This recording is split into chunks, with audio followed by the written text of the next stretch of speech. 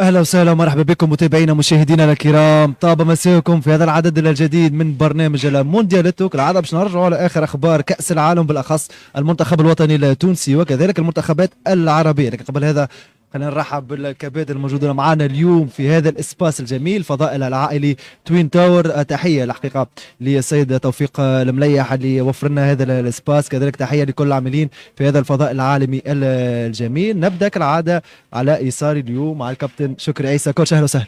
مرحبا مروان، مرحبا بالماتر، مرحبا بسيف. ان شاء الله نعدي امسيه رياضيه طيبه، ان شاء الله حظ سعيد. اول كلمه نقولها حظ سعيد للفريق القومي التونسي، ان شاء الله يكون في حله جديده وفي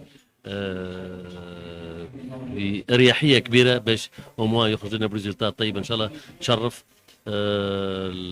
كرة القدم التونسية والانتظارات تاع الشعب التونسي ان شاء الله. ان شاء الله. كذلك الكابتن واللاعب الدولي السابق المدرب سيف غزال الصديق العزيز. كوتش اهلا وسهلا. مرحبا بك صوفان، مرحبا بشكري، مرحبا بالماتر. خليك تقدم وانت خاطر عشرة ما بيني يعني وياه. ان شاء الله بالتوفيق المنتخب التونسي، ان شاء الله حتى ممتازه. ونشكر زاد الناس اللي لاهين بالفضاء هذا العائلي ممتاز جدا الحقيقه، الاكتشاف بالنسبه لي يعني حاجه ممتازه جدا. وان شاء الله تعدى ايميسيون حلوه نحكيو فيها على الكوره، نحكيو فيها على برشا حاجات مهمه ان شاء الله. ان شاء الله. كذلك مع الماتر منصف عروس الغني على التعريف. ماتر اهلا وسهلا. مرحبا بك صفوان، مرحبا بشكري بسيف على عشرة كبيرة. سيف واحد من العائلة معناها اخويا، مش براني. شكري كيف مرحبا بك انت صفوان، ومرحبا بالناس اللي يتفرجوا فينا ولا يسمعوا فينا الكل.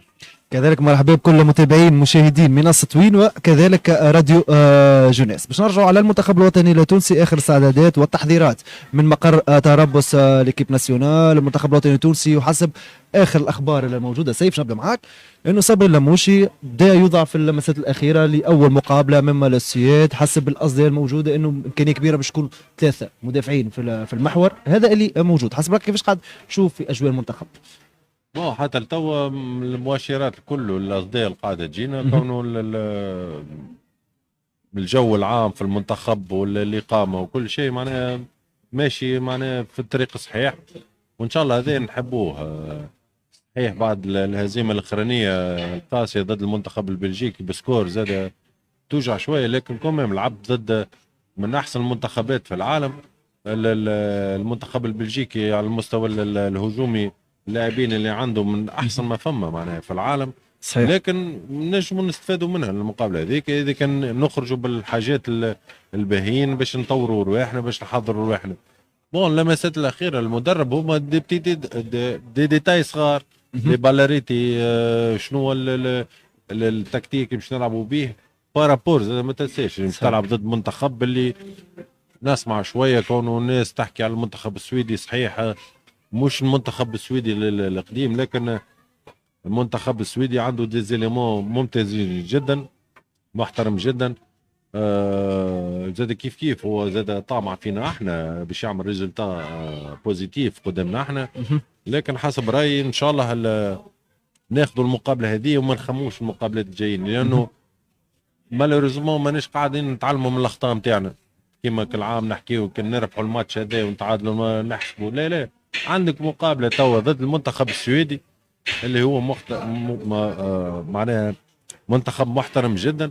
يلزمنا نحضروا المقابله كما يلزم، نخموا باش نربحوا. ويلزم المدرب عنده دي شوا.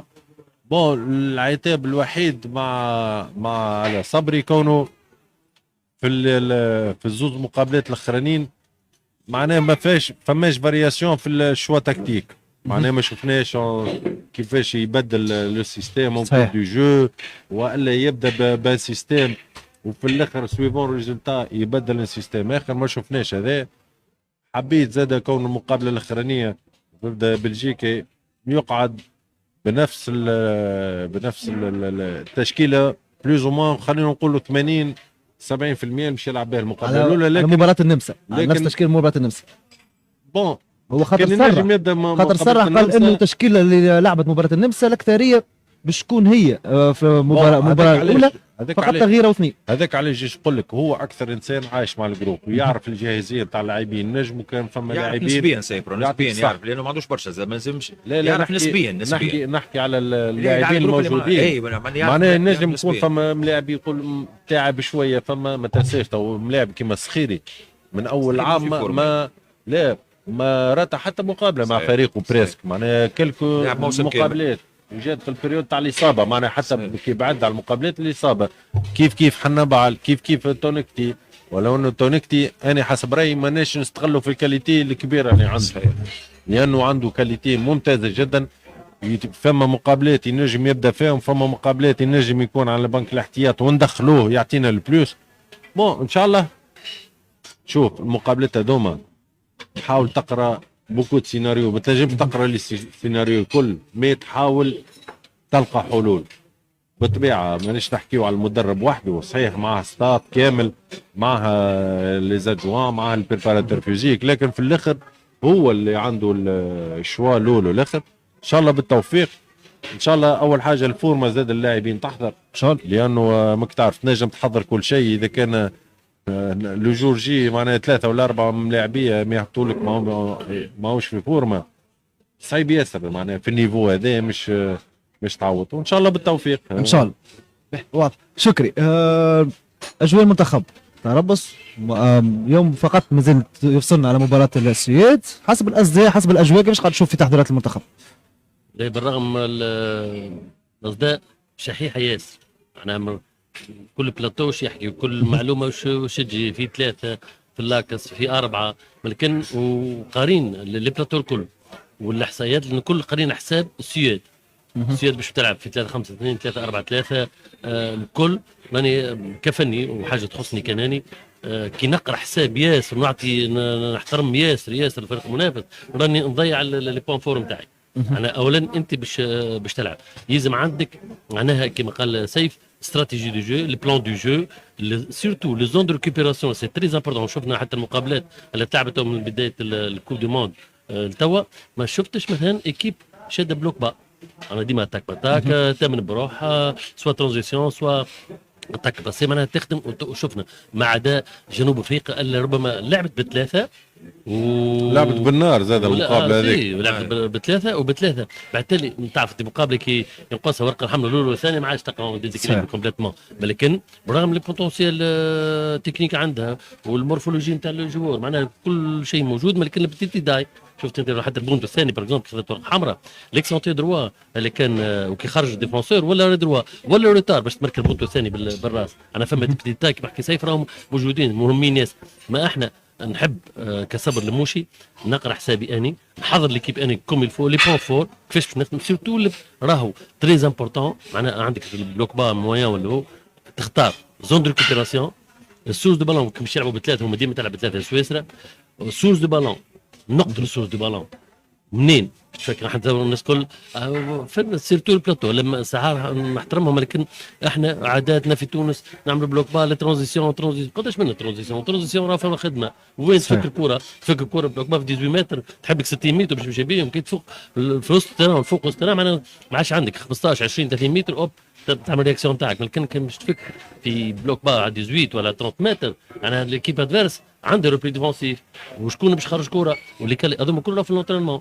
هو كيما قرسم المتر راهو ما عندوش ياسر وقت، ما خذاش ياسر وقت، مش كيما ديشون 14 عام في كيب ناسيونال. احنا باش نحكموا والاوبجيكتيف ربما نخموا ما بعد المونديال. راه لازم تو اني باغ اكزومبل الثلاثه ماتشات هذوما تخمم في بعد المونديال بلان ا بي سي باش تخليه ماكش تخليه باش تخدم على الكوب دافريك. معناها ما لازمناش نتربطوا. كان احنا في تونس خاطر ديما اللي تصلى الله معناها وقتاش عندنا ماتش باش نحضروا كيف الجونيور الكادي والكيب ناسيونال كيف تعرفهم يحضروا قبل شهر حضروا مش التورنوا لا كانوا محاضرين. تعرف الناحيه البدنيه راهو مهمه ياسر.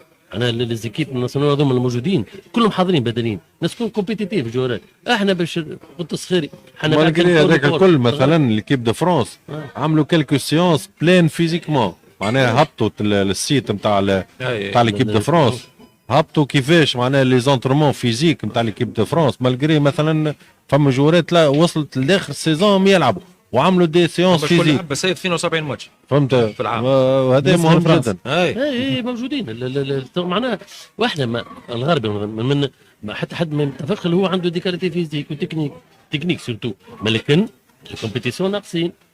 اعرف كيفاش توظف، لازم فما ذكاء كبير ياسر توظف الجورات بتاعك في والبلاسمون، تخدم حسب الكاليتي، ما لكن ما نحبش الا حاجه برك بلوك با وترانزيسيون وراي تحب لها وعندك شكون دير بيفو تعمل بهم الترانزيسيون. اهم حاجه هما لي جوار رابيد، معناها انت تلقى عندك احنا في تاريخنا ما عندناش دو دومي دروا وغوش تري رابيد كما قال لك كونكتي والعاشوره ممكن تونكتي شويه.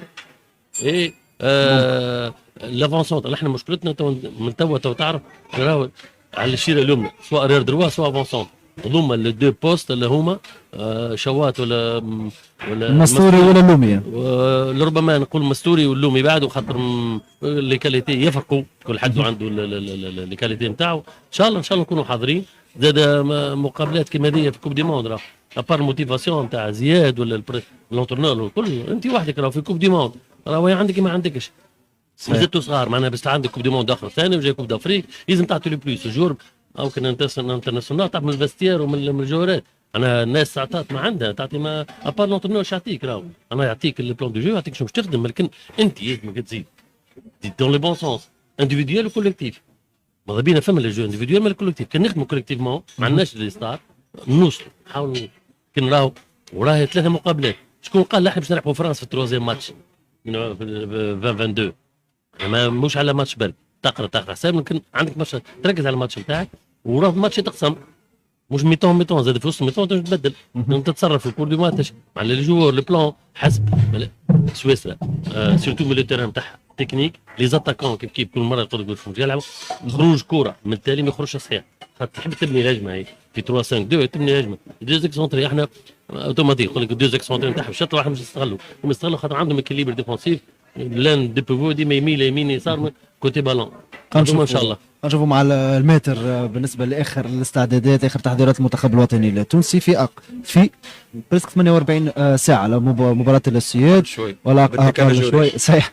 المنتخب مباراه الاولى كانت امام هايتي، مردود ممكن كان افضل بالنسبه لمقابله النمسا، بدينا نبشروا بخير بالمنتخب الوطني التونسي، ثم مباراه كندا، مباراة النمسا ومباراة بلجيكا، لا 4 مقابلات، انتصار وحيد عنا كان امام هايت.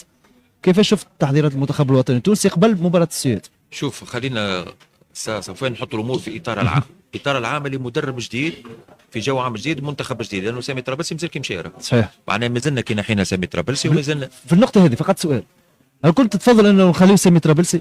ما عادش نجم يقعد في الظروف هذه، ما عادش نجم يقعد. راهو المشكل في تونس احنا راهو ما نعرفوش ننسبوا، او بعدين زوج مدربين صحيح، او معناها تبارك الله سيف خبرته في الميدان كلاعب وكمدرب وشكري كيف صحيح، راهو احنا ما نعرفوش نسبه. علاش قلت لك لازم نحط الامور في اطار راهو الاستمراريه، راهو حتى ما نلقاوش برشا منتخبات اليوم بدلت قبل بشهر وبشهرين من مسابقه كيما كاس العالم، راهي اكبر كومبيتيسيون في العالم، صحيح، بس ماناش ننساو، واكبر كومبيتيسيون في العالم ما تلعبهاش في شهر وفي شهرين.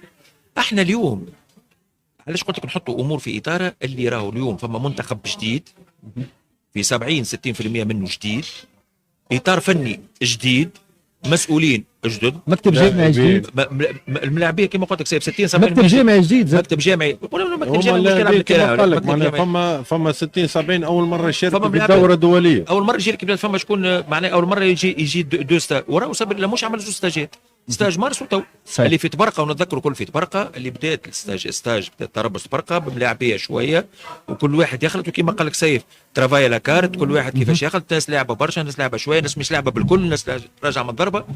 ثم كي لعبنا 2 مقابلات الوديه نتاع كندا وهايتي، معناها ولينا نحلموا، عملنا كل المقابلات تذكروهم تاع 94 صحيح، هولندا والمانيا لهنا بدينا نهبلوا، معناها قبل كل مسابقه كبيره نلعبوا ماتش مع جمعيه كبيره تجي الموتيفاسيون، كيما البرازيل عملنا مع ماتش نو قبل كوب دافريك، قبل كوب دافريك شينا باش نهزوا كوب دافريك، واحنا في ساعه تونسي راهو ما نعرفوش نسبوا، علاش ما نعرفوش نسبوا كيما ملاعبيه الكره، احنا ملاعب يلعب لنا ميتون ردوه ميسي فيسا هو ميتون، هو الملاعب يلزموا معناها الكارير نتاع عامين 3 باش تعرف اليوم لاعب.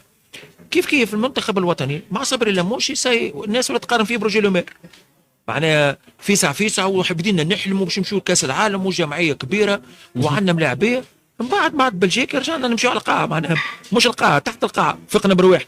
علاش قلت لك ما نعرفوش نسبوا، فبالتالي لازم نحطوا الامور في اطار راهو باش نمشيو نلعبوا كاس عالم اكبر مسابقه كرويه في العالم، مع النخبه نتاع الملاعبيه نتاع المنتخبات نتاع اللي يلعبوا في اكبر النوادي. احنا ماتش بلجيكا لعبنا مع ملاعب يلعب وحده اللي هو دوكو، وراه بلجيكا تلعب في 20 و30%، وسيف يعرف وشكري يعرف، معناها ما همش نازلين. لا سورتو بعد الثالث بعد الثالث ولا يدوروا في الكوره، ومن بعد بدل جمعيه كامله.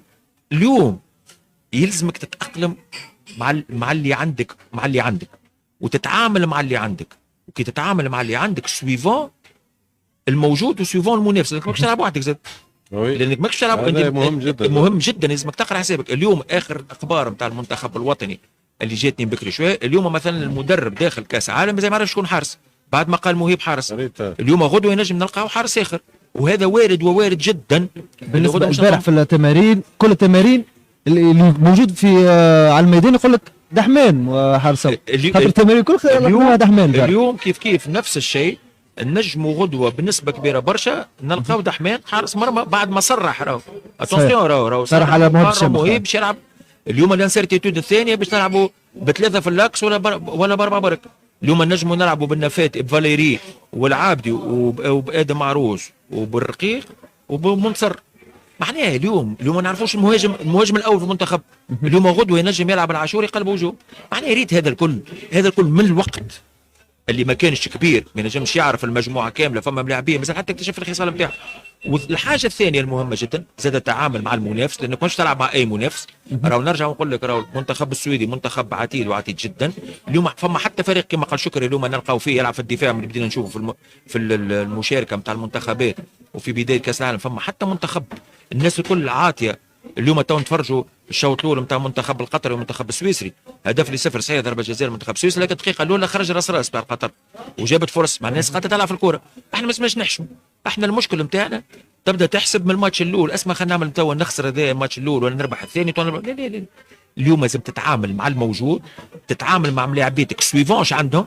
صحيح اليوم الجو باهي، الامكانيات متوفره، كل شيء متوفر ان شاء الله. الاوبجيكتيف مش الطور الثاني، الاوبجيكتيف البريمي ماتش هكا هو. اليوم تلعب كل مقابله ومقابلتها، خاطر تربح ماتش لازم تترشح اليوم. شوف اذا كان ما تترشحش سماح بالفورمول هذه نتاع كاس العالم اللي فيها جمعيات ما نعرفوش حتى بلدانهم شو اسمهم، لكن كذلك ماتر اصعب جمعيه بالنسبه للمنتخبات العربيه اللي موجوده فيها تونس. مجموعه صحيح، اصعب مجموعه. راهو اغزر راك ماشي تلعب كاس عالم، ماكش تلقى روحك تلعب مع جماعه نيفو 2 نيفو 3، راك ماشي تلعب كاس عالم. حتى البلدان هذوما اللي مشاو اول مره هايتي وغير من هايتي، راك باش تلقى ناس غدوه باش تلعب الكوره وباش تدافع على لون بلادها، عندك الجريتا، عندك القلب، عندك الروح اللي باش تلعب بها. لانه راه مهم جدا راه تمثل بلادك في مسابقه، وسيف العبد مع المنتخب ويعرف يلعب مسابقات كبيره، راه مهم جدا. راه كي تمشي تلعب راه كوب دي موند، مش كل يوم باش تلقى ملاعب يلعب كوب دي موند. فما ملاعبيه كبار تعدت كاريرهم ما لعبوش كوب دي موند، ملاعبيه كبار. هذا كلامك يا ماتر. احنا ديبل الان كان موجود في الالعاب البحر المتوسط، قل له في الديبل الان ليكيب تاع الديبل الان كيفاش حضرها باش توصل الديبل الان، وكور دلاني يلعبوا في الشامبيونات. صحيح وقتها يلعب كاس الرابطه، وعملنا 3 سنين واحنا ندرب مع بعضنا وكاس الرابطه موجودين. اليوم احنا ريت شكري ريت نرجعوا نربطوا. اليوم ما عندناش استراتيجيه. اني اليوم نعطيك مثال، مثلا الاو دي سيت اللي جابوا لهم المدرب لا الاو دي سيت اللي لعبوا كوب دافريك في اللي جابوا لهم من اسباير اللي مع نوفل تو نتذكر اسمه طرابلسي في اليوفان. انا مدرب على مستوى عالي وعالي جدا، والسي في نتاعو عالي وعالي جدا، وهز كاس مع قطر. هي تجيب قبل بجمعتين انت في منتخب اللي قبل بشهر معناها كلا العصا وما ترشحش وترشح بالاسعاف خاطر المغرب ايش تحبوا يعمل. هذا تو جيل نجم يذيع اليوم منتخب اقل من 23 في تورنوات طولون من اكبر التورنوات، يعرفوا سايب من اكبر التورنوات في الجيل هذا. اليوم خسر مع البرتغال في مشي في الدور النهائي بمجموعه جديده. اي هو نيس باش يمشي، نيس بوجلبان بعد ما كان باش يمشي للاهلي تو. اي شو باش نعمل برا تو لوج على شكون. وشوفك الجيل هذاك معناها استراتيجيه لازمنا نتبعوا ونطلعوا مع بعض. قطر هزت كاس اسيا وشارك في كاس العالم مع المدرب الاسباني فيليكس سانشيز اللي بدا معاهم من اسباير وطلع معاهم وهز معاهم كاس اسيا في الاصاغر وفي الاوسط وفي الاكابر، ومن بعد طلع معاهم. اليوم احنا فسخ انت ياك شوف ما بين كاس افريقيا لعبناه في جانفي اليوم كما قال سيف 70% من الجمعيه تبدلت، المنتخب تبدل. ريت استراتيجيه راهو احنا نخدموا بكري شكري ولا سيف قال نخدموا اللي تصلى الله. احنا ريت خدمتنا في الكوره كما في كل شيء اللي تصلى الله. نتفكروا رواحنا عندنا كومبيتيسيون اللي تصلى الله، نتفكروا رواحنا عندنا شنو اللي يمنعنا اليوم انه باش نخدموا استراتيجيه. فما سياسه فريد، فما سياسه. المروك كيفاش وصل لعبوا ديمي فينال. راهو المغرب عندها 10 سنين تالي كان صحراء ما فما شيء، راهو يكذب عليه. انت في تونس الباز نتاع الكره شنو هي البنيه التحتيه. اليوم عندك ستاد تلعب فيه بالمزيه الاستاد راد. انت المغرب تو جبت على المغرب الماتر ما عندهمش من المهم باش يجيبوا مدرب في العالم. عندي ولا ومش يجيبوه على خاطر المنتخب المغربي عنده المهم على صوره المنتخب، على حتى على الافكتيف. راهو جورت في الريال والبرسا نورمالمون على جيستيون تاع الجروب. شكون يراني مشاري راقي انترنور لو 23 لا U20 الكوب دي موند اللي معناها عمل ريزولتا باهي. هز كاس العالم واخذين بريسك كيما في اسبانيا. شكون يراني في اسبانيا؟ دولا فونتي اللي كان يراني في الليجون بتاع اسبانيا. فهمت؟ الفرق الاخرى بريسك برشا فرق. ريفيرونار نحاتوا السعوديه وما نجحش. المانيا الفيدراسيون الماند معناها اللي ما تبدلش مدربين كل 10 سنين تبدل مدرب. كاش وقت اللي يقلق هو وقت اللي يقلق هو البرازيل معاهم تو شو اسمه انشيلوتي معناها عنده بريس 6 موا 7 موا هذه عنده مو مع عباره ميزانهم بدا. احنا مالوريزمون كما قال لك تو المات تو تجيب اونترونور قبل تورنوا مهمه وكما قال لك راهو جينيراسيون باهيه برشا سورتو سي شكري يعرف اكثر مني في اليو 17 هذوما اليو 17 فما كالبالي باش ينقزوه راهو مهم جدا لبقيه مشواره معناها راهو مهم برشا. عمري وكروي. احنا مثلا ما بين الطفوله والمراهقه صعيب برك. واستقطبنا راهو سامحني سيف قصيت عليك راهو نجحنا في استقطاب لاعبين. راهو فما ملاعب يا شكري اللي يلعب في مرسي ملاعب يلعب في مرسي وملاعب وزوج ملاعبين يلعب بي اس جي. راهو جيل كيما قال لك سيف هذوما اليو 17 والاو 20 زاد كذلك جيل معناها تاع ملاعبيه مش يطلعوا الكل. عندنا زاد ملاعبيه اللي ما جبناهم. لا هذوما راهو في العمر هذا عندك الشوا. ولكن راهو اليوم بين الاو 17 والاو 20 راهو عندنا جيل نتاع ملاعبيه اللي نجحنا في استقطابهم. صحيح ماكش منه 20 ملاعبي باش تطلع 20 ملاعبي لكن تطلع 5 6 غدوه تلقاهم مهم جدا. راهو التعامل اليوم غياب اداره فنيه مثلا في تونس. عندك مدير فني اليوم؟ ما عندكش مدير فني معناها ما عندكش المدير الفني. اليوم المدير الفني اللي نورمالمون هو حقه موجود اليوم على الاقل مش في المكسيك. هو على الورق في فرنسا ما عادش مدرب كبير. مثلا نحكي لك سامحني علاش ماهوش موجود اليوم في تولون مع اليو 23 مثلا ويقيم ويشوف وشكون حاضر وعلاش ما كانش موجود مع الاو 17 في المغرب باش يخلي اليوم تجي ما تلقاش حتى تراس نتاع دي دوسي نتاع ملاعبين. عندنا مثلا 3 جور تو التالي الكالندري نتاع الشامبيون نتاع فرنسا هبط. لونجلتير تهبط نورمالمون غدوه. المانيا زاد كيف تعرفش روحك باش تبدا تلعب. انا لعبت معناها نقول لك 20 عام التالي في سويسرا راهو العام كامل تراسي. تعرف وقتاش البوز نتاعك الراحه نتاع 15 جور. تعرف جوست حاجه برك تتبدل لو جور نتاع الماتش ينجم يوخروه شويه على حقوق البث سينو ما يتبدل شيء. تعرف روحك اش عندك وما عندكش.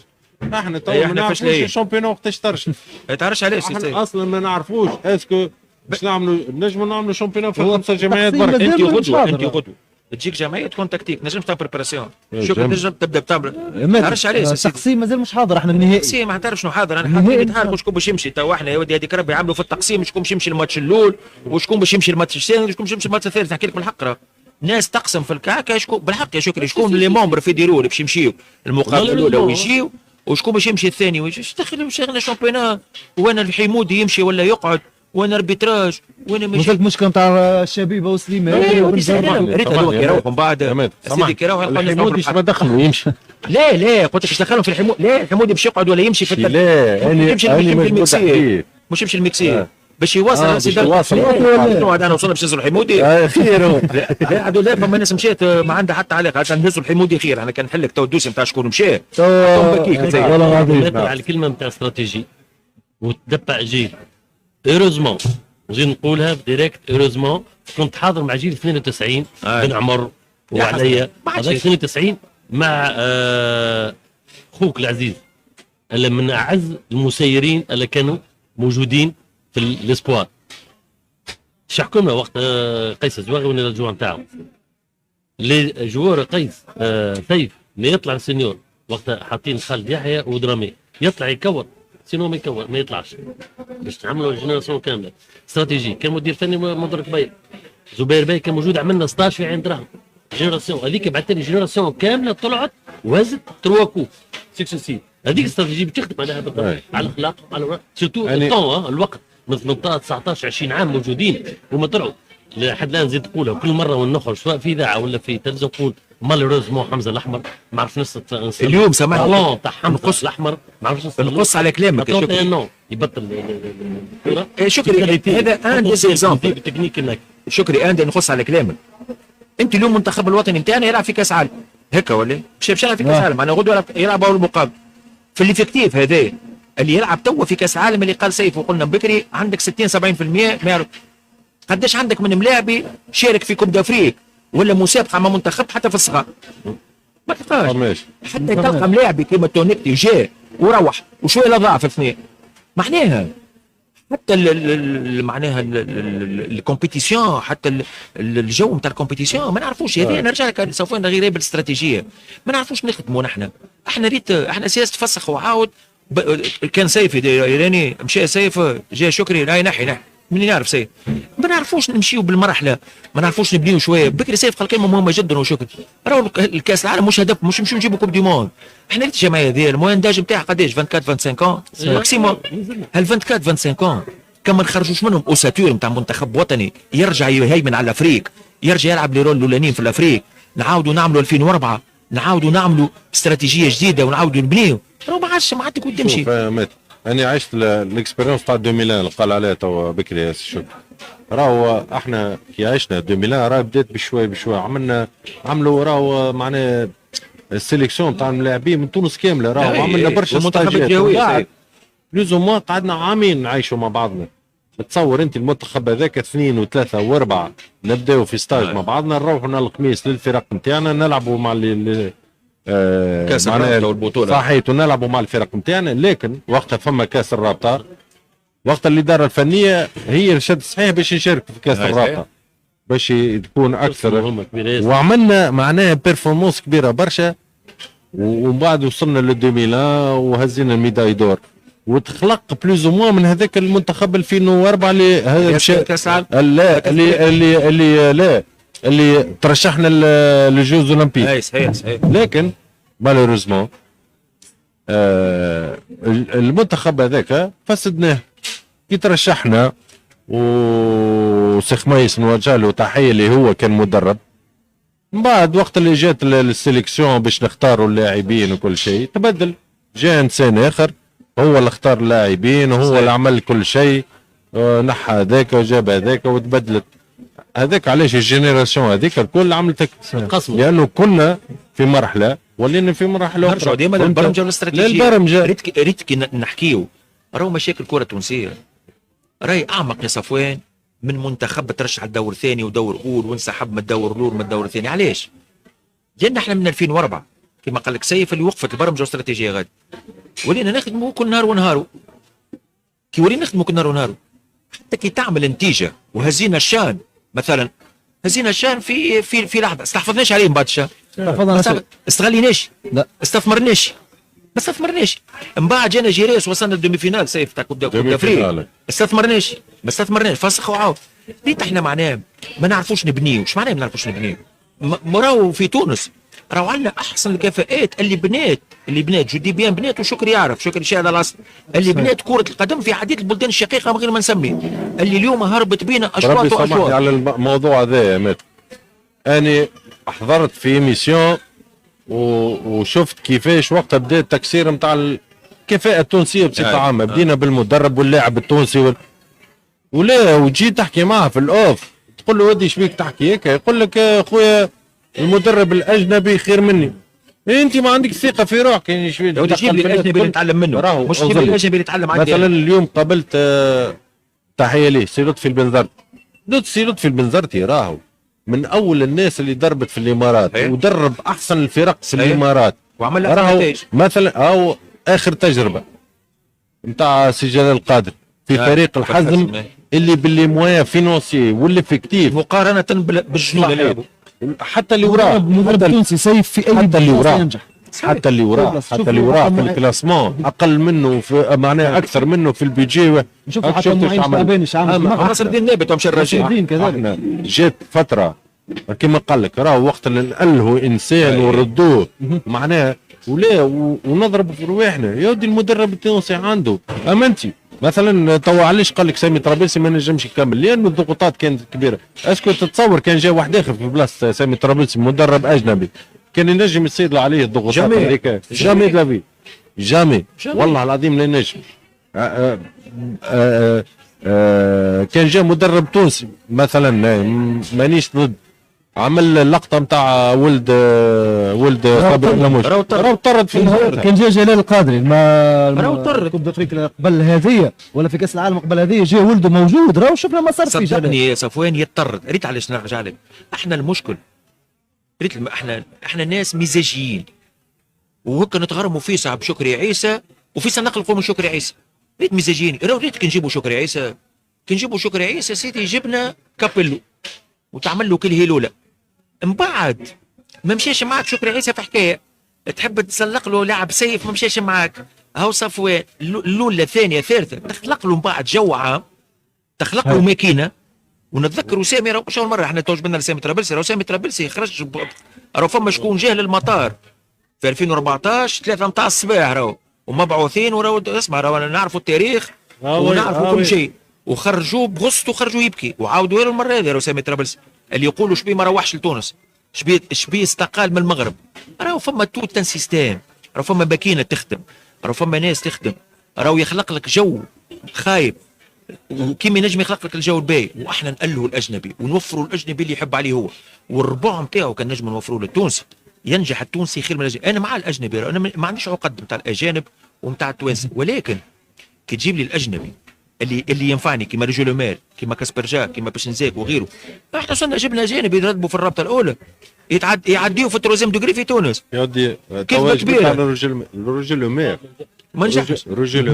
رجل مير حتى الفوتبول في تونس بدل لو سيستيم دي الشامبيونات في تونس بدل معناها دخل في كل شيء حتى العقليه بدلها صحيح بدل كل شيء. راهو يا خويا مش تجيب لي واحد كيما كيك يطور يعلمني ونتعلم منه. مرحبا. احنا مادام نحكيو على جو المنتخب ونحكيو على الاستراتيجيه والتطور والعمل ولازم اليوم الشباب انها على الاقل يكون عندهم دور اكيد المنتخب الوطني سامحني صافي نقص في النقطه هذه. يودي فما عباد ما تنجمش تاخذ وقتك وقت غيرك. يودي توانسه عندنا كفاءات مثلا نعطيك اكزومبل صغير وتعدى الحكايه نتاع لي ريزيرف من بكري قلت لي يا اخي انا مازلنا في وقت اليوم بالفيدو ماتش باستيلو والاخر عنده تروزيام. يودي عندنا ناس جنون تعمل لك ابليكاسيون في تليفون اليوم في السعوديه ويعرف شكر يعرف سيف ما فماش فيدو ماتش تجي الاستاد كل شيء موجود. خليك لهنا ماتر مع الكفاءات. اليوم معنا كفاءات شبابيه في عمل قاعد يخدم فيه الكابتن زياد العزافي. اهلا وسهلا بك سعد. مرحبا بك صفوان مرحبا بالضيوف العزاز. مرحبا بك سيدي. اليوم زياد عمل لنا برودوي عمل لنا حاجه اللي نستحقها الناس الكل مش كان في تونس موجوده حتى خارج حدود الوطن. خلنا يذكرنا هو بشنو هو موجود عند زياد شنو هو قاعد يخدم مع زياد باش باختصار هو احنا شركه ايرون فيست هي شركه طورناها من 2022 بدينا في تونس وحاليا دخلنا لشمال افريقيا ودخلنا للجزائر. عندنا شركه في الجزائر عندكم في تونس وفي فرع في الجزائر في مدينه باتنا. وصلنا خدمنا في ليبيا في المغرب وحاليا ان شاء الله بيانتو في الافريق. ايرون فيست هي شركه تصنع اون جينيرال لي برودوي اونتي كريبيزون. هذم دي برودوي بنوماتيك. البرودوي نصبوه في وسط العجله كلك سوا نتاع موتو نتاع فواتور نتاع دي فيكول كبار زاده تخلي اللي كاو يعني العجله تتقب اوتوماتيكمون البرودوي يسكر لي الثقوب هذيك يعني دي وحده معناها اوتوماتيكمون فهمت. تساعدك سيد برافو تساعدوا برشا والله بالحق والله. على فكره السي شكري كنت متلامذه اللي قريت عنده في بمبا نتفكر فهمت. هذا البرودوي وبعد خلنا ولينا نخدموا لي ليبريفيون كل سوا لي زيوت نتاع لي موتو لي ليبريفيون نتاع لي بوات لي شين. هذا معناها هذه من البرودوي اللي نخدموا فيهم اون جينيرال في تونس وفي الجزائر. وشنو هو اللي يحب اليوم يتواصل بكم وين يلقاكم مع زياد؟ يلقانا على السيت ايرون فيست ولا في لي بوتيك نتاعنا ايرون سيكل في المنستير ولا. وبالنسبه للجزائريين يلقاونا زاده في نفس السيت والا في اللوكال ديريكت في مدينه بادنا في الجزائر. فمش نمرو تليفون زاد؟ 50 183 128 هذا ينجموا يتواصلوا معنا ولا يتواصلوا مع ليكيب اللي موجوده في الفيسبوك ولا في تيك توك. طيب بخلاف الخدمه والبروجي اللي خدم فيه زياد، حتى في امور كوره عنده. وي ما شاء الله والله العظيم. فما قرابه مع السيد كمال عزيب. اني ابن كمال عزاب. ما شاء الله. ولتي كمال. تعرف والله يا متر والله مش على مش الشبيه. راهو سي كمال راهو انا ما لعبتش معاه، ما لا حضرتش عليه. انا عشت معه وعاشرته حتى انا أسمع، وصديقي نحبه جدا. صديقي حتى انا صديقي جدا. تحياتنا ليه اخوي. تاريخ سي كمال سلمنا عليه يوصل كان في بمبله، من بمبله يجيبوا سي عم مجيد. اي يرغم بايش عذب ما عذب. من اول تقريبا خالد بن يحيى يعملش تاكل قليل، خالد بن يحيى ما يطيحش. خالد بن يحيى ثلاثه من الناس طيحوا كرويا نحكي. نعم. عندك العزابي والامام وفوز الرويسي. صحيح. عزابي كان سابق شيء تبارك الله. قالوا لي لطفي الحسومي تجي الكره ديريكت العزابي بلانتي ولا الخمره. بلانتيات اللي خلقهم هذاك كان سابق عصره صفوان بالحق. معناها كان فما لاعبين، كان فما ريال جوشا وشكري يعرف سالم الجزيري كان سابق عصره. الكاليتي سونتر بتاع اللي توا معناها بتاع الزرير جوش المودرن كان سابق عصره. كان فتحي بودريقه على اليمين كان سابق عصره، يسميه تاكسي. تاكسي بالحق. معناها كانت فما ملاعبيه. راهو قبل صفوان احنا جبدنا على الكاليتي جوار. قبل فما لاعبيه كمال العزابي كان مثلا كي يطلع تونسي يعبي ستاد، العباد تتفرج في كمال العزابي. قبل جمال الامام كي يجي لسوسه يعبي ستاد سوسه، فوز الرويسي يعبي ستاد سوسه، معناها كي يمشي زبير يلعب اسكندر صويا يعبي ستاد. اليوم اعطيني ملاعبي انت هاو كملنا سيزون مثلا، اعطيني ملاعبي اليوم في البطوله التونسيه قعد في الباء ينتخبوها عزم لاعبي. لا كان جا فما كما قبل التروفيه سيف كما كان في وقتكم انتم التروفيه نتاع. اعطيني اليوم صفوان. اليوم انت هيك اعلامي هيك صحفي تنجمش عندك ملاعبي اليوم شدك في مخك عام كامل عمل سيزون ريغولير وكان برز في الموسم ما تلقاش. اليوم احنا نحكيهم بكري على منتخب وطني باش يلعب اول مقابله نتاع كاس العالم اقل من 24 ساعه ما تعرفش شكون حارس مرمى. معناها علاش؟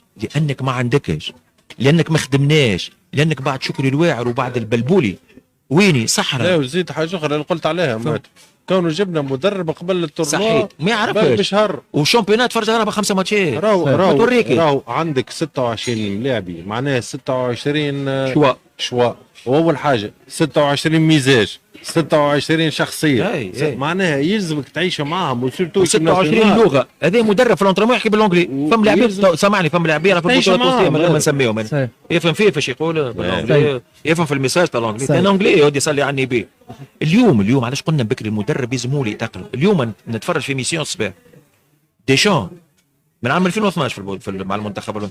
اليوم ديشان وقناعات ديشان اللي كانت معاه في مارسي وفي اليوفي اليوم بدلها خاطر القدام طلعوا له اوليزي وديمبيلي وباركولا ودوي ومبابي بدل القناعة. اليوم انت فاش تعمل فهمت صفوان معناها ست انتو. علاش قلت لك بكري راهو مشاكلنا اعمق بكثير من المشاركه في كاس عالم ومن كاس افريقيا ونتيجه ظرفيه. مشاركه تبني الساس يلزم نتعلم ويلزم الكاس هذه كاس العالم هذه تخرجنا بحاجه نستنفعوا منها حاجه. نبنيو على كاس افريقيا اللي جاي 2027 صحيح. راهو غدوه كاس افريقيا صحيح راهي غدوه كاس افريقيا وكاس العالم الاخرى غدوه. ذكر بربي احنا ناس قالوا معناها قاعدين يشبوا في المنتخب هذه فما منتخبات كريستيانو 41 سنه و40 ومودريتش وش اسمه مانويل نير رجع من الاعتزال وش هذوما الناس تخمم على خاطر كاس العالم ويمشيوا لبعيد ويخموا على جروب. احنا قاعدين نشبوا ان شاء الله نغزروا راوه الشيء هذا في كوب دافريقيا. سامحني يا سيف خليني ناخذ انت قاعده تشبه بس يا سيف قالش حد لشنو قاعدين نشبوا شنو الاوبجيكتيف هذاك شنو نشبوا البلان تاع باللون. انت عندك البلان تاع الكوب دي موند ينجح وما ينجحش. يجي يقول لي راني قاعد نشبب لشنو يا سي صفوان يجي يقول لي قاعد نشبب لشنو وتفضل نخدموا نشبوا ريت جديد نشبوا هذيك كليشي باش كي ما تمشيش نتيجه والله نشبوا. عرفت الشماعه هاكم حاضرين تو شماعه سي صفوان نشبوا والله جمعيه جديده جروب جديد نحضروا. فاش تحضر اعطيني خويا يجي يقول لي انت من الاول فاش تحضر. اما تقول لي نشبوا كيما يقول لك جبنا مدرب عندنا معاه مشروع. شو مشروع باش الحانوت عطريه انت مشروع معناها ريتك الكليشيات هذوما نتاعنا نتاع تونس. قعدنا في تونس قعدنا عايشين بهم كل مسؤول يمشي يجي نفس الحكايه. راهو مثلا توا ذكرت حاجه في بالك الانترونور نتاع ليكيب المانيا اصغر من من الملاعبين. نور 40 أصغر من عمره 38 معناها الناس عندهم مشاريع يخدموا عليها ولا الدليل كونه السيد ميزان مواصل راهو حتى يخرج من الطور شوف الجينيراسيون اللي طلعت في المانيا سيد، يعطيك الصحة. شوف اسبانيا صفوان، شوف اسبانيا، شوف جينيراسيون قاعد تلعب في اسبانيا، وشوف اللي وراه جينيراسيون هذيا شكون قاعد يدز في الباب. علاش قلت لك انا اليوم اليو 20 ينجموا يذيعوا اليو 23 اليوم، اليو 23 لونتي شامبر شكرا نتاع السينيور، لونتي شامبر السينيور. اذا ما تنجم انت نعطيك حاجه هون نفكروا بعضنا صفوان، ان شاء الله النتيجه تمشي في كاس العالم ان شاء الله. نتمناو احنا توانسه نحبوا في منتخبنا فعلا، ولكن لا قدر الله النتيجه ما مشاتش. تذكرني الجينيراسيون هذه، جينيراسيون بالفرحات وباللوم يبلي تحب انت وبتونك ما تلقى حد. واضح. فهمت. خلينا ننزلوا شويه في المواضيع خاطر الوقت يزاحم فينا. كل حد فيكم باش يعطيني التشكيله اللي يتمنى يلقاها في مباراه السويد. نبدا معك كوتش شكري عيسى، حسب الاسماء الموجوده، حسب الاسماء اللي شاركت كذلك في مباراه الوديه. برنامج جو سوي كونتر باش نعطي تشكيله. انا نحبب في استراتيجي 4-2-3-1 في الجينيراسيون موجوده توا، خاطر وردي بونك تلعب 2 دومي 1 افون سونتر موجود وتنجم معنا في الكاب فا ديفونسيف ولا 4-5-1، ولكن ما نحبذ. والحاجه الاولى ما نحبذش بلوك با. انت وجاهزين، لازم تكون جاهز بدنيا، ما انك جاهز بدنيا ما تنجمش تلعب. صحيح. ويكون ريجيسور حنا بعد. علاش؟ خاطر هو كومبيتيتيف اكثر واكسبيرونس اكثر من الغربي، فما كل حد دوبل. ما يلزمكش مثلا شوي كونتر باش يلعب الغربي وحنا بعد مع بعض، ديما راي الخاص. ثم استراتيجي لي دو دومي يكونوا رابيد، لكن انديفيديوال لا. وفما شكون يبدا البارتي وفما شكون يكمل البارتي. 5 شونجمون، عندك 5 شونجمون معناها نجم الريتم، تنجم تعمل كل شيء. تنجم. وفما الريتم ما يطيحش. وظن مشاكل تكون جارديان بيد وديفونس بريسك معروفين شكون الجوش العابدي فاليري قلت لك كظهير راهو ظهير دفاعي اكثر من هجومين ما تنجمش تعول عليه، خاطر سيرتو ليكيب ادفيرس كان باش تلعب 3-5-2 معناها لازم تحضير معين، لكن ما تخممش في ليكيب ادفيرس اكثر. فما اكيليبر ديفونسيف في الخروج كوره ما يكونوش لون ياسر، ربما باش يلعب بخضيره وصخيري صحيح. شو رايك في التخليره من اللي جاي المنتخب؟ باش ما نكون قاسي نحترم اي جوار كان جاي لتونس. ما جاتنيش اني قناعتي شخصيه، ما جاتنيش وانا صغير وعيطت لك باش نعيط لك تو في كو دو موند 32 33 سوي كونتر. ما خذيتش بخاطري يعني، ما خذيتش بخاطر بلادك وجيت وعطيت كما اللي جاو جوهرات صغار بتجي توا جو سوي كونتر، خاطر من لو تيران ديفونسيف موجودين عندك حاج محمود، عندك كان يقعد العيدوني، جيب العيدوني، عندك العيدوني 33 باش تجيبوا اني جو سوي كونتر. اي واحد قال ما نجيش ما عادش يجي. واضح. سي منصف، حسب انت رايك التشكيله اللي اقرب ليك انت واقرب حسب الواقع انها تكون موجوده؟ شوف 26 ملاعب، نرجع كلمه سيف بكري لهم 26 كيف راهو في تونس لا عندنا نيمار لا عندنا مبابي لا عندنا كريستيانو رونالدو، ولكن شوفوا يدخل ملاعب يخرج ملاعب يراو نفس الاشكال. راهو يلزمك تلقى التوليفه اللي تتماشى مع امكانياتك وامكانيات المنافس، لانه كل مقابله حقيقه راهو مش كيما باش تلعب مع السويد كيما باش تلعب مع منافس اخر. صحيح. فبالتالي المدرب يلزم يكون ان شاء الله يكون عرف المجموعه نتاعو، لانه حسب الاصداء نعاود نقول لك اللي عندي جاتني العشيه من مقر طرابلس، لانه برشا ناس تقول لك الاصداء شحيحه وكذا، راهو ديسبوزيتيف سيكوريتير راهو منقطع النظري في كاس العالم. راهو كاس العالم فيها كراس شروط بس الناس تفهم، راهو كراس شروط ريتش انت هاك تشوف عمرك ترى واحد يحوس من غير باتش مستحيل. ما تنجمش حتى تطلع في الكار وانت ملاعبي وانت رئيس البعث، ما تنجمش. فبالتالي حتى لي سيونس دونتريمون عندهم توقيت نتاع دخول الصحفيين وخروج، راهو منظمه برشا. فبالتالي راهو الشح نتاع المعلومات ماهوش المنتخب التونسي يحكر عليه، راهو حتى المنتخبات الاخرى، لكن المنتخبات الاخرى تهبط التصور نتاعها في الليسيات، عندهم الفريق الصحفي نتاعهم فريق الاعلام. فبالتالي التعامل مع المقابلات يكون تعامل مختلف في المقابله الاخرى. ان شاء الله المدرب اليوم عرف على الاقل ما نقولش 100%، عرف بنسبه 80 90% المجموعه نتاعو باش ما يخطئش، لانه انا كي هذا معروف على بر الدروا في المقابله نتاع كبيره. نقول من المدرب هذا ما نعرفش هذول جا وقتها، يعني نقول صبري نتسائل، نقول صبري لموش مازال يمشي، جابوه من الطياره قالوا جا هبطين يجي بعضهم ما تعرفهمش معناها. وكذلك زاد وحتى كان تصير هكاك ما يلعبش ما يحطش يد معروس زاد كذلك راهو الاطار الفني اللي معاه والناس اللي معاه. نشوفوا في وهبي الخزري اللي عنده دور كبير قاعد على البنك وقاعد يعمل في دور كبير، زاد وهبي يعرف المجموعه مليح ويعرف الملاعبيه مليح، زاد لازم يساهم ولازم يعاون. فبالتالي العمل يكون جماعي، نختاروا احسن تشكيله تتماشى مع المنافس وتتماشى مع مقتضيات المقابله، وكل مقابله وحقيقه ونتعاملوا مع كل مقابله كما قال لك سيف. هذه من الاول هاو باش نعملوا نيول ونحسبوا لا سيدي، كل ماتش نتعاملوا معه كما هو بالمجموعه، وراه مش بالضروره الفريق اللي باش يلعب بالمجموعه اللي باش تلعب المقابله الاولى باش تلعب المقابله الثانيه، لانه كل مقابله وحقيقتها. كل مقابله وحقيقه. ان شاء الله المدرب انا نقول ان شاء الله صبري، عرف بنسبه كبيره امكانيات لاعبيه وين ينجم اللاعب هذا يكون وينجم اللاعب هذا يكون، حتى لا يسيء ولا يخطئ في الاختيارات نتاعو. لازم هامش الخطا يكون محدود في مقابلات كيما دوما. سامحني صفوان، راهو كي تغلط مش تخلص كاش تقعد غادي. بالنسبه ليك سي والله بالنسبه لي كيما الاخيين معناها من بحكم بون عندي توا مديده مش طويله صغيره معناها في التدريب. اغزر فما ديزامبريفيو يجيو المدرب لافي دو ماتش وحتى لو جور دو ماتش يتنجم ملاعب يتضرب لك معناها في ليشوفمون في الماتش، ينجم لافي دو ماتش. مي حسب رايي كما قال توا من كلام توا المات، انت وشنو مش تلعب؟ اول حاجه لو سيستيم دو جو كيفاش مش تلعب. وراهو في الاخر ما يهمش السيستيم دو جو قد ما يهم شنو باش تعمل انت. اسكو باش تهبط بان سيستيم مثلا نقولوا احنا 3 5 2 اسكو باش يكون ديفونسيف 5 4 1 والا باش تلعب به 3 5 2 تلعب اوفونسيف، فهمت؟ لكن اون ميم طون الملاعبيه هذوكم دو بريفيرونس بالنسبه لي يعني. مثلا اذا كان ما مشاش عند ديسبوزيتيف نفس اللاعبين تبدل به ديسبوزيتيف اخر مثلا، فهمت؟ واما حاجه اخرى يلزم الكورون فيرتبرال تبدا من الجارزيا صحيح. لي دو جوار لي دو زاكسيو ديفونس خلينا نقولوا قدامهم لي ميليو تيران هذوكم اللي باش تبني عليهم الاخرين ينجموا يتبدلوا، فهمت؟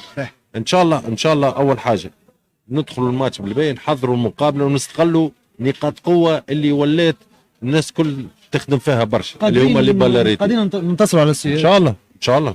اذا كان انا بالنسبه لي يعني اهم مقابله ما يهمنيش نتعدى الدور ما نتعداش، عندي مقابله ضد السويد نحاول باش نربح باللي موان نتاعي.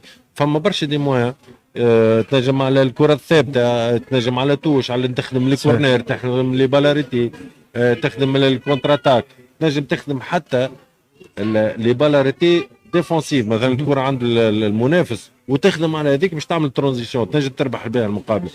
اذا كان رقينا رواحنا ما نجموش نربحوا الماتش ما نخسروش كاو من بعد نجموا نقدموا بلغه كره نقدموا السياد. الملاعب التونسي والمنتخب التونسي عودنا كنت تحت الضغط راهو يخرج مقابلات كبيره، هذا تاريخيا وتبدا تلعب ضد منتخب قوي وفي مسابقه كبيره تنجم تلعب. بكري شكري قال شكون كان يقول باش نلعب في فرنسا مثلا صحيح. وما غير اونجو، ولكن يلزم العقليه. ايش معنى العقليه؟ لازمك تكمل ما تحشمش. او نشوف في جمعيات تلعب في الكوره، العب الكوره ما يصيرش، العب ما يصيرش كي باش تستنى تعطي الكوره للمنافس وتجري وباش تقدم انت ترهب تلعب بجماعه تجري لقدام ويلعبوا في الرابيديتي وفي الفيفاسيتي، تلعب بالامكانيات نتاع اللاعبيه نتاعك ضد المنافس باش تقدروا هو وباش تفاش وما يسالش ماهوش عيب. احنا نشوف في ملاعبيه كبار مش عيب كي تبدا وسيف العب في اللونيفو الكره تبمبي بعد التوش ولا بعد باش يخليش تخرج كورنير يسطحها في التوش ما يسالش مش عيب. احنا لازمك تشدها وتدور ويفكها لك غادي وتولي مشكل وبينالتي وورقه صفراء وورقه حمراء وكفر مش عيب. علاش قلت لك ما لازمناش نحشموا صفوان، العب اعطي صوره باهيه بالمريور. راهو الجمهور التونسي راهو يفهم، راهو الملاعب الجمهور التونسي راه يفهم شكون عطاه وشكون ما عطاش، وتنجم تعمل مقابله كبيره وتخسر ويخرجوا راضيين عليك صحيح. وتعمل مقابله خايبه وتربح وما يفرحوش بك. شفت انت قلت شكون يقدم نقدموا معناها احنا خايفين من ليكيب ادفيرس نجموا نقدموا معناها كيب مش خايفين. سامعني شكري مش خايفين شكري ما نكذبوش على بعض. نحكوا على شكري لا شكري ما نكذبوش. شوف يلزمنا نرجع نقولوا بكري واقعيين. انت ترى ايزاك الترانسفير نتاع ايزاك خد شامبيون نتاع تونس 10 مرات راهو شوف احنا نحكيو على الفوارق. ايش معناها فوارق؟ زاد ما لازمناش نكبروا اش قلنا من بكري فاش نحكيو على التنسيب، لازمنا نكونوا زاد عقلانيين ما نهبلوش الناس مع راهو نلعبوا مع منتخبات قويه. المنتخبات القويه دي نلعبوا لها حسب امكانياتنا حسب امكانياتهم ما نحشموش نواجههم هما 11 ونحن 11 ومن بعد في التيران. وانت تعرف شكري المنتخب الوطني التونسي عبر التاريخ راهو ديما يلسو ميتامورفوز في المقابلات الكبيره هيك ولا سي ونبدا فما ضغط يعطيك حاجه. ما نحترمش ليكيب ادفيرس اكثر من اللازم، ما نخليهاش مرتاحه تلعب مرتاحه، نولي اني مش مرتاح ما تخليهاش مرتاحه، ما تحطش روحك تحت ضغط. فوالا معك في هذا. ان شاء الله بتوفيق المنتخب الوطني التونسي. قبل ما نختموا نحب نذكركم انه اليوم تنجم تتمتع بتخفيض 20% بالنسبه لاوتيل تري هاوس سوس، اما يلزم تحجز اليوم. كنت تتمتع سيف ب 20% تحجز اليوم. كان يمشي المتر نمشي تبع بعض ننزل شوي ونمشي في تري هاوس اللي بوكينج معناتها اليوم لازم الحجز، والحجز سهل برشا. شكري تدخل على صفحه فيسبوك تري هاوس، تبعث ميساج ولا تلقى النمر موجود، تحجز اليوم تتمتع بتخفيض 20% لمده من اليوم حتكشي لنهار 20 جوان. ولا كذلك سيف في هذه يلزمك المتر ماشيه الجربه. هذه نمشي لكل دعوه لازم. هذه ماشيه الجربه بالنسبه للصغار من عام حتكشي ل 12 سنه بلاش جراتوي. ندلسوهم نعمل كيما لاعبين افريقيا ندلسوهم اليوم. هذه مع اجونس دو فواياج الين ترافل، عروض رائعه بالنسبه لرحله لجربه، انك تعدي اليوم ويكاند ولا تعدي اسبوع في جربه، ولا كذلك تخفيض ب 20% بالنسبه لاوتيل تري هاوس سوس. سيموس نرجع معك، شنو رايك الساعه في الديكور في الاجواء في الصالون دوتيل؟ الصالون دوتيل لا شيء مقدوح فينا لنا. نشكروا الناس الكل، راهو هنا بالحق صالون دوتيل هذا ممتاز وممتاز جدا. نشوفوا عائلات تبارك الله، الجو مزيان برشا، سيرفيس مزيان برشا، الماكله بنينه برشا. نشكر القائمين على راسهم سي توفيق الملايح وزوجته كذلك مازال سوا مدام حكيمه صحيح. وبنته اسراء زاد، راهو اسراء تعبوا برشا راهي في الخدمه، راهو اسراء قاعده تعبوا برشا اللي قايمين على الفضاء هذا. وان شاء الله نرجعوا في مناسبات اخرى، واللي يجي راهو ما يندمش لهنا ان شاء الله. ان شاء الله. واش قولك في الفكره ان والله يعطيك الصحه استوديو متنقل اليوم؟ شوف معناها نحييك صفوان، كونسيبت باهي. امبارح تتذكر حكينا فيه الموضوع هذا.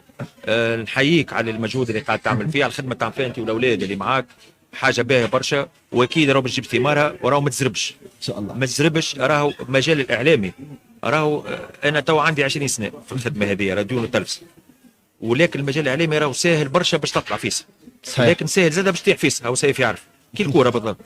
انا نقول لك اصبر، عندك المقومات الكل باش تنجح تبارك الله.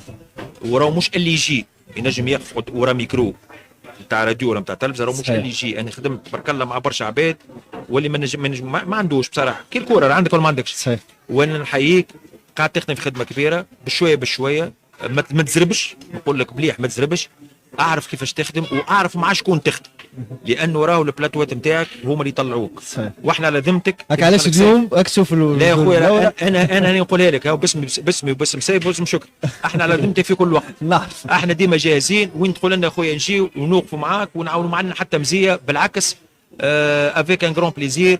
وان شاء الله نعاودوا نتقابلوا مش مره مش اثنين مش 10 ان شاء الله. شكرا ليك ماتر، كذلك كابتن شكرا. كيف على الفضاء معناها مادام وصل لي انت اعطيتك كي الواحد، مادام اخترت الفضاء هذايا ما تعرف وين اخترت الاستديو نتاعك. صحيح. انا كما قال سي ماتر فضاء مزيان، تشوف العائله، يلم صغار كبار تبارك الله، سواء في ماكله من غير شكر. فضاء كبير ياسر، فضاء يحبذ الانسان يجيب عائلته وقريبه شكري، قريب لسوسه قريب مستي معناها المواد ترونسبور موجودين، معناها سواء موتوريزي ماكش موتوريزي موجود. وما فيش فيها حتى الجوج تاع الفكره. فكره كما قال لك تو مامون ان شاء الله نعاونوا معناش تمزيه. نعرف من قبل الاخلاق والتربيه سابقه، مش رمي ورود ونحن خاطر موجودين في ميسيون الله. بالعكس وحكينا في اللوب كريكا على المستقبل. عندك الكاليتي قدره الله، قلبك ابيض ونظيف وتعاون الناس الكل وموجود وعرف كيفاش تخدم. محترف مهم جدا المحترف، مادام مغروم مهم جدا. صحيح صح يا شكري، يا شكري فكيتها من فمي راهو الغرام. انا خدمت مع ناس من دون ذكر الاسماء وسيف يعرف، تلعب قطر وسويسرا تو ما يعرفش فما قطر وسويسرا مالوريزمون. فهمت راهو الغرام يا صفوان، سورتو في الميدان هذا نتاعنا نتاع الاعلام، راهو الغرام وتتبع وتكون عندك كالتوش وكل فلير نتاع الاعلامي، راهو هذاك سي تريز امبورتون. انت مادامك مغروم وتبارك الله عليك ومعناه محترم ومتربي برشا، راهو اكيد علاش قلت لك بشويه بشويه ما تحرقش المراحل، اعرف مع شكون تخدم، اعرف كيفاش تخدم. واكيد اللي باش راهو اليوم الديجيتال هو المستقبل، يكذب عليك. احنا معاك، نعاود نقول لك احنا معاك من الاول كوندكتور ويكلمك قبل مده اي معناها فهمت واش نحكي واش تعمل معناها انسان محضر كيما انا امبارح حكيت مع 5 دقائق فهمت الموضوع. حضر السيونس نتاعك والله حكينا بالتفاصيل. والله يا شكري انا صفوان البارح حكيت معاه والله يا سيد 5 دقائق فهمت الموضوع الكل. قلت له خويا على ذمتك في كل وقت. ان شاء الله صفوان ان شاء الله ليكيب ناسيونال نتاعنا ان شاء الله نشوفوا رواحنا كيما كنا سابقين الجزائر وسابقين المغرب ان شاء الله نوصلوا خاطر ساهل باش نوصلوا راهو لكن باش نبنيو لازم نكونوا محترفين ونكونوا متواضعين ولازم الكرسي مملاه كان مولاه وتخدم وتعطي ما عندك. خلينا مش الكرسي تو يا شكري كبش حلو غدوه نكملوا غدوه. خلينا نكملوا كاس العالم. نعملوا بالجامعه توكل لك بالجامعه وبالكريسي. نعملوا بلاتو خاص بيهم. توكل لك بالكريسي. ان شاء الله بالتوفيق. اول حاجه الاسباس بالنسبه لي وقلتها بكري ونعاودها معناها اكتشاف بالنسبه لي الجو العام واصلا بعيد على كما نقولوا احنا الجوج سامحوني في الكلمه معناها بعيد على الجوج ما ترى في عائلات فما اسباس ريت اونفون معناها الناس فرحوا بيك ان شاء الله حاجه باهيه راهو هيك حاجات الواحد يبدل. جاني بيدي وليت نخمم باش نجي اسمعني عندك كل يوم 9 متاع يجوا بعدين وربي يوفقك اني نعرف معناها صفوان شنو نعرف شنو معناها بلغه الكوره كما نقولوا احنا مرامدي صحيح معناها يحب عنده حاجه يحب يوصل لها ان شاء الله ربي يوفقه وزاد كيف ليكيب اللي معاك يعطيهم الصحه بارك الله فيهم ما قصروش بكل ان شاء الله تعدت ايميسيون هي لما حالة حسيتها خفيفه تك فهمت ان شاء الله وان شاء الله نتقابلوا اكيد في بعد المقابله الجايه يكون المنتخب معنا منتصر واحنا على ذمتك بالتوفيق واحنا موجودين ان شاء الله. شكرا لك عايش يا صفوان كذلك كابتن سيف غزال الكوتش شكري عيسى كذلك شكر خاص الحقيقه محمد علي العجيمي كذلك احمد تعبناهم معنا اليوم الحقيقه الزملاء في التكنيك كذلك شكر خاص لكل متابعين مشاهدين منصه توين وكذلك راديو جونيس كان معاكم كالعاده صفوان الفقره والملتقى ان شاء الله في قادم معي. صباح الخير باي باي.